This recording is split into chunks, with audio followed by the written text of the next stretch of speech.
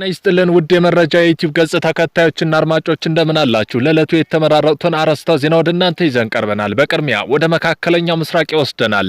እስራኤል በኢራን ላይ ዘመቻ ከጀመረች ብቻዋን ቀሪ ናት ሲሉ የአሜሪካው ፕሬዝዳንት ትራምፕ ተናገሩ።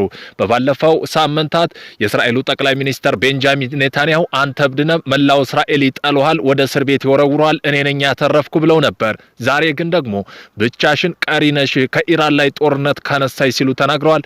በዚህም ጉዳይ ዜና ጥንቅራችን አካተናል። ሁለት የአሜሪካ የጦር ሄሊኮፕተሮች በሆርሙዝ ስርጥ ተከሰከሱ። ንብረትነታቸው የአሜሪካ የሆኑ ሁለት ዘመናዊ የአፓቼ የጦር ሄሊኮፕተሮች በሆርሙዝ ባህር ሰርጥ አጠገብ መከስከሳቸውን ፕሬዝዳንት ትራምፕ አሳውቀዋል። በዚህም ጉዳይ በዜና ጥንቅራችን አካተናል። ሁቲዎች በቀይ ባህር የእስራኤል የባህር ጉዞ ሙሉ በሙሉ በሚባል ሁኔታ ማገዳቸውን አሳውቀዋል። የየመኑ ሁቲ በቀይ ባህር የሚደረግ የእስራኤል የባህር ላይ ጉዞ ፍጹም ሙሉ እገዳ እንደሚጥል ያስታወቀ ሲሆን በውሃ መንገዱ ላይ ከእስራኤል ጋር ግንኙነት ያላቸው መርከቦች ዳግም ኢላማ እንደሚያደርጉ ገልጸዋል። በዜና ትንታኔያችን አካተናል። የእስራኤልና የኢራን ተኩስ አቁም ዘላቂ መፍትሄ ያልተገኘለት የእስራኤልና ኢራን ጦርነት አሁንም ቀጠናውን ብሎም ዓለም ችግር ሆኖ ቀጥሏል።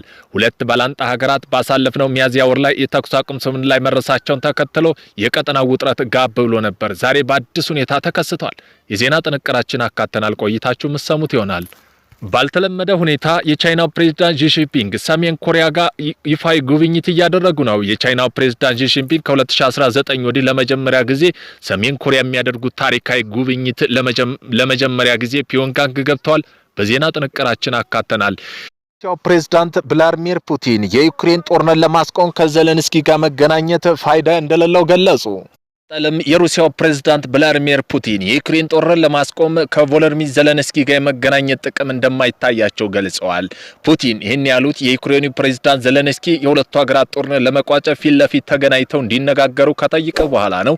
በዚህም ጉዳይ በዜና ጥንቅራችን አካተናል። እነዚህን የመሳሰሉ አርዕስተ ዜና ወደ እናንተ ይዘን ቀርበናል። ቤተሰብ ለመሆን ላይክ፣ ሼር፣ ሰብስክራይብ ማድረግዎን እንዳይረሱ። ወደ መጀመሪያ ዜና ጥንቅራችን ስናልፍ የአሜሪካው ፕሬዝዳንት ዶናልድ ትራምፕ የእስራኤሉ ጠቅላይ ሚኒስትር ቤንጃሚን ኔታንያሁ በኢራን ላይ ሰፊ ወታደራዊ እርምጃ እንዳይወስዱ በዛቻ አስጠነቀቁ። አርፈሽ ተቀመጪ፣ ብቻሽን ትቀሪያለሽ ሲሉ ተናገሩ። ትራምፕ ለኔታንያሁ ደውለው ቢቢ ተጠንቀቅ አሊያም በቅርብ ብቸኛ ትሆናለህ ማለታቸውን በመግለጽ ሁለቱ ሀገራት ልዩነታቸውን በውይይት እንዲፈቱ ጥሪ አቅርበዋል። የፕሬዝዳንቱ አስተያየት አሜሪካ ለዲፕሎማሲ መፍትሄ ቅድሚያ መስጠቷን ያሳየ ሲሆን እስራኤል በበኩሏ በኢራን ላይ ልትወስድ ያሰበችውን ያጸፋ እርምጃ በትራምፕ ጥያቄ ብታቆም በሊባኖስ ግን ጥቃቷ እንደምትቀጥል አሳውቃለች። ሁለት የአሜሪካ የጦር ሄሊኮፕተሮች በሆርሙዝ ስርጥ ተከሰከሱ። ንብረትነታቸው የአሜሪካ የሆኑ ሁለት ዘመናዊ የአፓቼ የጦር ሄሊኮፕተሮች በሆርሙዝ ባህር ሰርጥ አጠገብ መከስከሳቸውን ፕሬዝዳንት ዶናልድ ትራምፕ አስታውቀዋል። ፕሬዝዳንቱ በኬንያ አውሮፕላን ማረፊያ ለጋዜጠኞች በሰጡት መግለጫ አደጋው ቢደርስም አብራሪዎቹ ተኳሾቹ በህይወት መትረፋቸውን አረጋግጠዋል። የአደጋ መንስኤ እስካሁን በይፋ ያልታወቀ ሲሆን በዝርዝር ዘገባ የሚቀጥለው ቀን ይፋ እንደሚደረግ ተገልጸው የኢራን መንግስት መገናኛ ብዙሃን የውጭ ሚዲያዎች ዋቢ በማድረግ የሄሊኮፕተሮቹ መከስከስ የዘገቡ ቢሆንም ስለ መንስኤው የሰጡት ማብራሪያ የለም። ሁቲዎች በቀይ ባህር ላይ የእስራኤል የባህር ጉዞ ሙሉ በሙሉ ማገዳቸውን አስታወቁ። የየመን ሁቲ በቀይ ባህር የሚደረግ የእስራኤል ባህር ላይ ጉዞ ፍጹምና ሙሉ እገዳ እንደሚቀጥል ያስታወቀ ሲሆን በውሃ መንገዱ ላይ ከእስራኤል ጋር ግንኙነት ያላቸው መርከቦች ዳግም ኢላማ እንደሚያደርጉ ገልጸዋል። ቡድኑ ባወጣው መግለጫ እስራኤል ኢላማ ላይ ያነጣጠረ የሚሳኤል ጥቃት ማድረሱን ገልጾ የሚሳኤል ጥቃት በተፈለገው ግብ በዝርዝር መምታቱን ገልጿል። በመሆኑም በእስራኤል ላይ የተፈጸመ የሚሳኤል ጥቃት እስራኤል በኢራን፣ ፍልስጤም፣ ሊባኖስ፣ ኢራቅና በየመን ለፈጸመችው ወረራ ምላሽ መሆኑን ቡድኑ ገልጿል። ሁቲ በህዝባችንና በፍልስጤም፣ በጋዛ፣ በኢራንና በሊባኖስ፣ በኢራቅ ባሉ የትግል አጋሮች ላይ የተጫነው ፍትሃዊ ያልሆነ ከበባን እያየን በዝምታ እንቀመጥም ሲሉ ገልጸዋል። በሁለቱ ሀገር መካከል በከባድ ዛቻም ቢሆን ለጊዜው ጦርነቱ ቆመዋል። ዘላቂ መፍትሄ ያልተገኘለት የኢራንና እስራኤል ጦርነት አሁንም የቀጠና ብሎም የዓለም ችግር ሆኖ ቀጥሏል። ሁለት ባላንጣ ሀገራት ባለፈው ሚያዝያ ወር ላይ የተኩስ አቁም ስምምነት መረሳቸውን ተከትሎ የቀጠና ውጥረት ጋብ ብሎ ነበር። ይሁን እንጂ በትናንትናው ዕለት በሀገሪቱ መካከል እንደ አዲስ ያገረሸው ጦርነት የአካባቢው ውጥረት በድጋሚ እንዳያንረው ተሰግቶ እንደነበር የቢሲ ዘገባ አመላክቷል። የጥቃቱ ኢራን በእስራኤል ላይ ሚሳኤል ጥቃት የፈጸመች ሲሆን በተመሳሳይ እስራኤል በኢራን ወታደራዊ ኢላማ ያጸፋ እርምጃ ወስዳለች። የአሜሪካው ፕሬዝዳንት ዶናልድ ትራምፕ እስራኤል ኢራን ግጭት በአዲስ በመቀስቀሱ ሀገሪቱ አንዳቸው በሌላቸው የሚፈጽሙት ጥቃት እንዲያቆሙ ጠይቀው በዛሬው ዕለትም እስራኤል በኢራን ላይ የተኩስ አቁም ስምምነት በድጋሚ ካልተጣሰ በስተቀር ምንም አይነት ጥቃት እንደማይፈጽሙ አስታውቀዋል። የእስራኤሉ ጠቅላይ ሚኒስትር ቤንጃሚን ኔታንያሁ በሰጡት መግለጫ በኢራን ላይ የሚፈጸም የአየር ጥቃት ለጊዜው መቆሙን አመላክተው ይሁን እንጂ ከኢራን ሂዝቦላ ጋር ያለው የቤት ስራ አለመቋጨቱን አጽንኦት ሰጥተው ተናግረዋል። የኢራን ጦር በበኩሉ በቴህራን በእስራኤል የምትፈጽመው የትኛውም ጥቃት ማቆም ይፋ አድርገዋል። ዛቻ ውስጥም ቢሆኑም ተኩሱ ቆሟል። በቅርብ ቀናት ውስጥ ከፍተኛ ስጋት ፈጥሮ የነበረ ኢራን እስራኤል ቀጥተኛ ሮኬት ድብደባ ለጊዜው መቆሙ ተሰማ። ይሁን እንጂ ሁለቱም ወገኖች ስምምነቱ ከተጣሰ ጠንካራ አጸፋ እንመልሳለን ሲሉ ጥብቅ ማስጠንቀቂያ ሰጥተዋል። ኢራን በእስራኤል ላይ የምታደርገው ጥቃት ማቆሟን የገለጸ ቢሆን እስራኤል በደቡብ ሊባኖስ ጥቃት የምትሰነዝር ከሆነ ግን ድብደባው እንደገና እንደምትጀምር አስታውቃለች።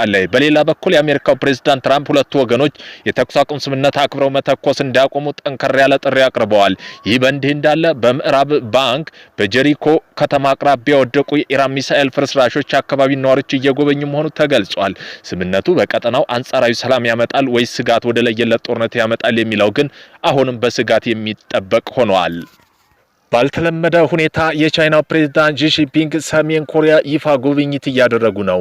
ፕሬዝዳንቱ ፒዮንግያንግ ሲደርሱ የሰሜን ኮሪያ መሪ ኪም ጆንግ ኡንና ባልተቤታቸው ሪ ሶጁ በአውሮፕላን ማረፊያ በመገኘታቸው ደማቅ አቀባበል አድርገውላቸዋል። በቀይ ምንጣፍና ወታደራዊ ሰልፍ የታጀበው አቀባበል ሁለቱ ሀገራት የማይበገር ወዳጅነት የሚያወድሱ መፈክሮች ይታዩበት ነበር። የቻይና ዓለም አቀፋዊ ማዕቀቡ ለተዳከመችው ሰሜን ኮሪያ ዋነኛ የንግድ አጋርና ዲፕሎማሲ ደጋፊ መሆኗ ይታወቃል። ይህ ጉብኝት የተከናወነው በሰሜን ኮሪያና በአሜሪካ መካከል ያለ የኒኩሌር ድርድር ባለመቀጠሉና ውጥረት በነገሰበት ወቅት ነው። ፕሬዝዳንት ጂ ከዚህ ቀደም የአሜሪካው ፕሬዝዳንት ዶናልድ ትራምፕ ከሩሲያው ፕሬዝዳንት ቭላድሚር ፑቲን ቤጂንግ መወያየታቸው ይታወሳል። ምንም እንኳ ዋይት ሃውስ ቻይናና አሜሪካ ሰሜን ኮሪያ በኒኩሌር መሳሪያ ነጻ የማድረግ የጋራ ግብ አላቸው ቢልም ኪም ጆንግ ኡን እህት ግን የሀገሪቱ የኒኩሌር መርሃ ግብር ሊመለሱበት በማይችል ቀይ መስመር መሆኑን ገልጸዋል። በሌላ በኩል በደቡብ ኮሪያ ፕሬዝዳንት ሊ ጁሚንግ ሰሜን ኮሪያ አሁንም የኒኩሌር ግብአቶች እያመረተ መሆኑን በመጥቀስ ዲፕሎማሲ ጥረት ሊቀጥል እንደሚገባ አሳስበዋል። የሩሲያው ፕሬዝዳንት ቭላድሚር ፑቲን የዩክሬን ጦርነት ለማስቆም ከቮሎዲሚር ዜሌንስኪ ጋር የመገናኘት ጥቅም እንደማይታያቸው ገለጹ።